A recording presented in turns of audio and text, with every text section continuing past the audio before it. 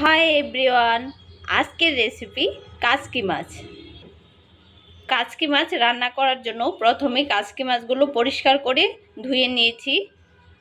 আমি যে পাত্রে রান্না করব সেই পাত্রে ডাঁটা আর আলু কুচি করে নিয়েছি। আজকে আমি কাচকি মাছটা মাখিয়ে রান্না করব, তাই 2টার মতো পেঁয়াজ কুচি দিয়ে দিচ্ছি আর 4টি কাঁচা লঙ্কা চিড়ে দিয়ে দিয়েছি। 2 চামচ পেঁয়াজ বাটা দিয়ে দিচ্ছি। 1 চামচ হলুদের গুঁড়া, 1 চামচ মরিচের গুঁড়া, ঝালটা আমি বেশি দিয়েছি। আধা চামচ ধনিয়া গুঁড়া আর পরিমাণ মতো লবণ দিয়ে ভালো করে মাখিয়ে নিব। এখন তেল দিয়ে ভালো করে মশলার সাথে সবগুলো তরকারি ভালোভাবে মাখিয়ে তারপরে মাছগুলো আস্তে করে মাখিয়ে নিব।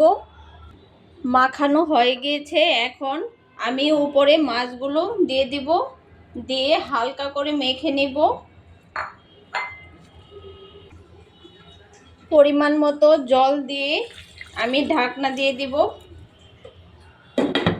কিছুক্ষণ পর উল্টে দিব, ঢাকনাটা তুলে নিব। দেখুন আলু আর ডাঁটা কত সুন্দর সিদ্ধ হয়ে এসেছে।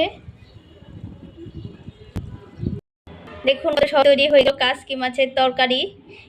যদি আপনারাও এরকমভাবে কাচকি মাছের তরকারি রান্না করতে চান তাহলে আমার রেসিপি ফলো করে রান্না করতে পারেন। আর ভিডিওটি ভালো লাগলে লাইক কমেন্ট করে ফলো দিয়ে পাশে থাকবেন। বাই।